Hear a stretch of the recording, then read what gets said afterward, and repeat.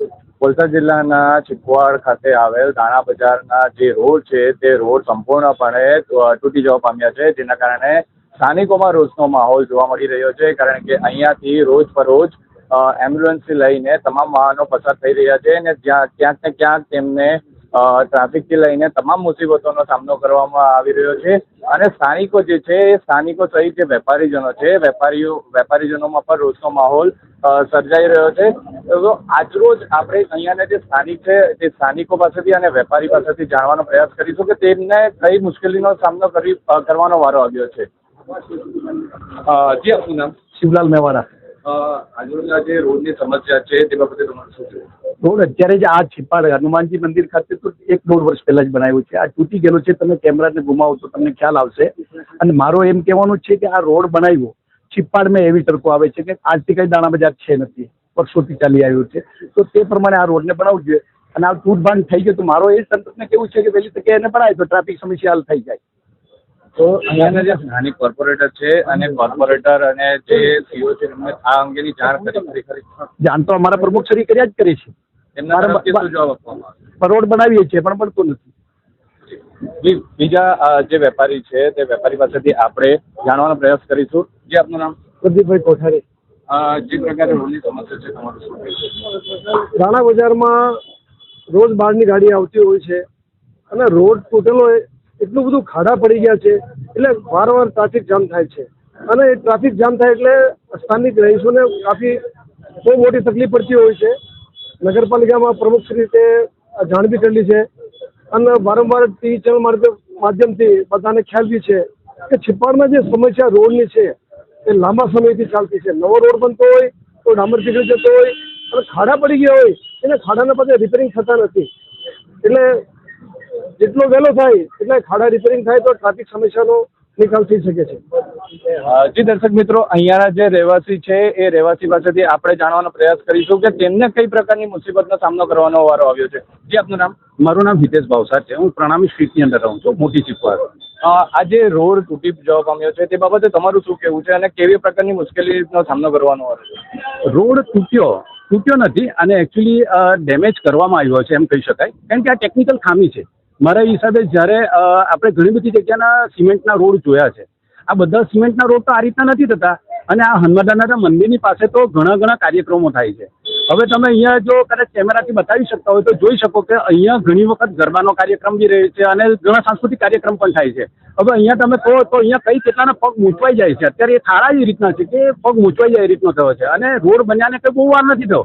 લગભગ 1.5-2 વર્ષ પહેલાં જ આ રોડ કદાચ બન્યો અને ત્યારે પણ સ્થાનિકોને ટ્રબલ પડી. પણ એ લોકોએ વિચારી લીધું કે ચાલો ભાઈ, આપણે માટે કંઈક સારું થઈ રહ્યું છે તો આપણે થોડા દિવસ કોઓપરેટ કરીએ. એ જ સેમ હાલત છે અત્યારે છિપાડની અંદર, મોટી છિપાડમાં પણ. એ મોટી છિપાડની અંદર પણ સ્થાનિકોએ સપોર્ટ કર્યો કે ભાઈ ઓકે, આપણી ત્યાં કંઈક બહુ સારું કામ થઈ જશે. પણ બિફોર હોલી, એટલે કે હોલી પહેલાંથી આ કામ ચાલુ થયેલું અને હોળી ગયા ને કેટલા દિવસ થઈ ગયા. એટલે હું કહું કે લગભગ 20 તારીખથી કામ સ્ટાર્ટ થયેલું અને ફરીથી 20 તારીખ આવી રહી છે. છતાં પણ નળને માટે ખોડાયેલા જે બધા કનેક્શન છે એની પણ, એટલે જસ્ટ તમે એમ કહો ને કે છિપાડ નહીં કહી શકાય. હવે તો ખબર જેવી બધી દેખાય છે. તમે ત્યાંથી જાઓ ને તો બધે ખાડા છે. અને આની અંદર લગભગ હું તમને કહું છું કે એક બેનને તો હજુ હોસ્પિટલાઇઝ કર્યા છે કે જે પડી ગયા અને ત્યાર પછી એમને ઇન્જરી આવી. પણ તે સિવાય પણ બીજા 2-3 છોકરાઓને બધા પડ્યા છે. હવે અત્યારે પરીક્ષાના દિવસો છે અને આજે 2 વ્હીલરને પણ તમારે ચલાવવું અઘરું થઈ ગયું છે છિપાડમાં. જી, જે પ્રકારે જે ભાવસર મોહલ્લો છે તે તમામ ભાવસર લોકો જ રહેતા હોય છે. તેમના 2 મંદિરો પણ આવ્યા છે. મંદિરોમાં જે દર્શનાર્થીઓ છે તેમને ત્યાં દર્શન કરવા માટે પણ મુશ્કેલીનો સામનો કરવો પડે. તે બાબતે તમારું શું કહેવું છે? હા, ચોક્કસ. આપણે આજે એમ કહીએ કે જેન્ટ્સ જે હોય ને તે તો એક મોટું સ્ટેપ મારી શકે. પણ અત્યારે જે ખોદવામાં આવ્યું છે મોર દેન 8 ઇંચ, લગભગ 8 ઇંચના હિસાબે, મારા હિસાબે માનું છું કે અત્યારે જે રોડ જે છે એટલો નીચો છે, ખોડાઈ ગયેલો છે. તો હવે અત્યારે જે એક સ્ટેપ લેવાનું આવે ને ત્યારે વડીલોને ખાસ ટ્રબલ પડે છે અને ઘણાના પગ સ્લીપ થઈ ગયા. આ રીતની અવારનવાર ઘટના બનતી રહે છે. કદાચ આપણે ઉજાગર નહીં કરી શકતા હોય પણ ઘણાને જેમણે પડ્યા છે, જેમને ફિલિંગ થયું છે, એમને ખબર જ છે કે આ પ્રોબ્લેમ છે જ અત્યારે પણ. એટલે વહેલી તકે આ રોડ બનાવી દો તો સારું લાગશે અમને. જી દર્શક મિત્રો, આપ દ્રશ્યોમાં જોઈ શકો છો આ જે આરસીસીનો કોન્ક્રીટનો રોડ છે એ રોડ થોડા સમય પહેલાં જ, આ 1.5 વર્ષ પહેલાં જ આ આરસીસીનો સળિયા નાખીને રોડ બનાવવામાં આવ્યો હતો. જે થોડા સમય બાદ જ ગટરના કામકાજ અંગે આ જે રોડ છે એ રોડ તોડી મૂકવામાં આવ્યો હતો. આજરોજ જે આ વેપારી મંડળના જે પ્રમુખ છે તે પ્રમુખ દ્વારા આપણે જાણવાનો પ્રયાસ કરીશું કે આ જે રોડનું કામકાજ બંધ થઈ ગયું છે તેના કારણે તમને કઈ કઈ મુશ્કેલીનો સામનો કરવાનો વારો આવ્યો. એ આપનું નામ? સમીરભાઈ. આ જે રોડના કારણે જે ટ્રાફિકની સમસ્યા અને જે સમસ્યા સર્જાય તે બાબતે તમારું શું કહેવું? આ રોડ ખરાબ, આ ખાડા ખૂચા, એટલે મોટી મોટી ગાડી આવે કે ટેક્સી આવે, ખાડાને લીધે બધું ટ્રાફિક જામ થઈ જાય. આગળની ગાડી ખાડામાં પડે એટલે પેલા પાછળવાળા અટકી જાય અને રોજ છીપવાડમાં રોજ લાઈન લાગી જ જાય. કારણ કે આ ટ્રાફિકને લીધે આ બધું ખાડા એટલે ટ્રાફિક થવાનો જ એના લીધે. કારણ કે ગાડી સીધી ચાલવાની સરસરે. હવે આ રોડ 30 લાખ રૂપિયા ખર્ચીને આ રોડને પાછળ તોડી ફોડીને સાફ કરી નાખ્યો.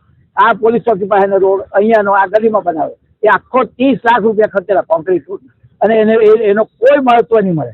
ને પાછો ઉપર હવે એમાં તોડફોડ કરી કે ભાઈ ડ્રેનેજ કનેક્શન આપવાના, આ કનેક્શન આપવાના, હવે કંઈ કરતા નથી. હવે હું કરવું તે જ નથી સમજ પડતી આ લોકો. જે સ્થાનિક કોર્પોરેટર અને જે વહીવટી તંત્ર છે તેમને આ અંગેની જાણ કરી તો તેમના તરફથી શું જવાબ આપવામાં? લોકોને જાણ તો થતી જ હોય છે.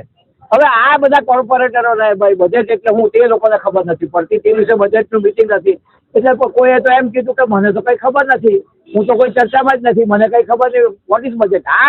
આ બધા કોર્પોરેટર છે એ લોકોને બજેટ વસ્તુ જ હું કે ભાઈ એજન્ડા હું કે મીટિંગ હું એ વસ્તુમાં એ લોકોને કંઈ એ જ નહીં મળે. એજન્ડા કે ભાઈ બજેટ હું તે જ એ લોકોને ખબર નહીં મળે. એ કેવા આપણા કાઉન્સિલર? આપણને હરમ લાગે કે ભાઈ આ વસ્તુ જો કોઈ બહાર ખબર પડે કે આ લોકોને એજન્ડા હું કે ભાઈ બજેટ હું તે જ ખબર નહીં મળે એ લોકોને. આવા તો આપણા પાસે કાઉન્સિલર જ પેલા છે બધા. જે કાઉન્સિલરો છે એ કાઉન્સિલરો પણ આ જ રોડેથી પસાર થતા હશે તો તેમને આ અંગેની જાણ નથી હતી, છતાં પણ આજ દિન સુધી કેમ કોઈ કાર્યવાહી કરવામાં નથી? મેં રજૂઆત બી કરેલી છે પણ કોઈ જોવા રાજી નહીં મળે. મેં પોતે રજૂઆત કરેલી છે. તો તમારી માંગ શું છે? અમારી માંગ તો હવે રોડ સારો બને, હવે બનાવો તો પડે વહેલો મોડો, પણ હવે અત્યારે કોઈ ઠેકાણા જ નહીં મળે. હમણાં જરાવારમાં ચોમાસું આવે એટલે પાછી એની એ ચાલે, બીજું કંઈ ફેર નથી પડવાનું. ઘરે તો એ લોકોને કંઈ કહે ને આપણે. દર્શક મિત્રો, આપ જે પ્રકારે જોઈ રહ્યા છો ક્યાંક ને ક્યાંક સ્થાનિક છે અને જે વેપારીજનો છે વેપારીજનોમાં આ રોડના અને ટ્રાફિકની સમસ્યાને લઈને ભારે રોષ જોવા મળી રહ્યો છે. હવે જોવાનું એ રહેશે કે આવનાર સમયમાં જે વહીવટી તંત્ર છે વહીવટી તંત્ર રોડ બનાવવાની કામગીરી હાથ ધરશે ખરા